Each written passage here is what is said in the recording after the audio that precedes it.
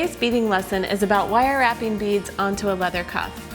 And if you take a look at this bracelet, what I love about this technique is it's a stitching technique, but you're using wire. So you want to start out with a very thin gauge of wire, and you'll pass it twice through each of your beads. So before you get started, test your beads and make sure that the wire works for what you're using. I'm using 26 or 28 gauge wire with these crystals, so I know that it works to pass through twice. So what you'll start out with is about 1 yard of your wire. So go ahead and cut that away using your wire nipper. And then you start out at the center of the bracelet, and the ends are hidden inside that center row at the very end of our stitching. So what you'll do is take an 8mm crystal, and then a 10, and then an 8, and string those on to your wire and hold that against the front of the bracelet. So we'll string this all the way to the center of our wire, and I'm just going to pull my ends down here so that I have them even. And if you like to sew, then this is going to make a lot of sense to you, the way that we attach these. So you'll fold this to the back, but a little bit of a different technique using it with wire. So bring it through, and now what you'll do is add another row. And for our next row, we're going to use some smaller crystals. So these are 6mm rounds. And it works really well to kind of test your pattern before you get started, to make sure that all of your beads work for your materials, but also to kind of lay out the pattern. And you can make some adjustments at that point if you want to.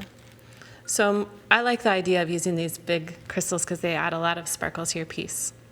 So now what you'll do is just wrap this around, add your next row. For this row, we're going to go back to our big beads. So 8mm, and then a 10mm, and then an 8. And then you'll just pass one time around your cuff. So this is kind of an anchoring row right here. Now what you're going to do is come through each row again. So what this does is makes the back of the bracelet really nice and neat. Sometimes you have some little wire ends poking out when you wire wrap onto a flat surface like this. In this case, you're not going to, because you're going to tuck them through. So bring this back around the back of the bracelet, and then through here again. Here we go. Pass this right through, and then you're going to bring this through and through your last row. All right, so this goes all the way through.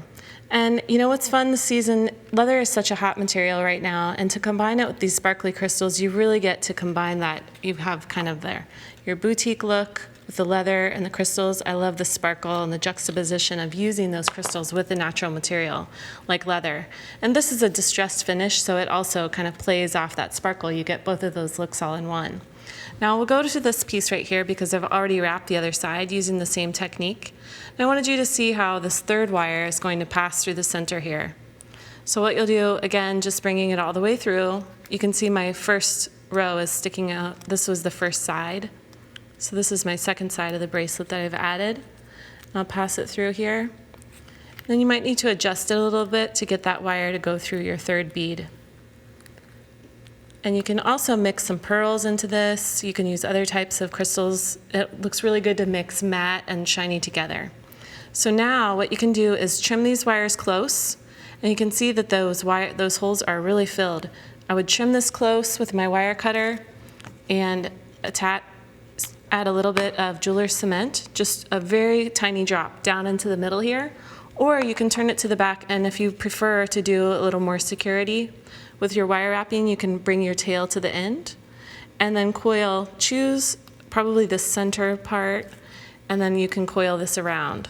So that's another method of making sure that it's nice and secure, and in fact, you could do both of those by doing a little bit of the glue and a little bit of the wire wrapping. Now when you're using glue with crystal, do make sure that you don't use any kind of cyanoacrylate glue. So that's like a super glue type of glue. You only want to use the kind that is specifically meant for crystals. So that would be like a jeweler's cement that's meant for watchmaking. So if you do this coiling on the back, then you'll just trim it very close, and you have a nice, flush, comfortable bracelet. And it's a really easy way to add some bling to your leather.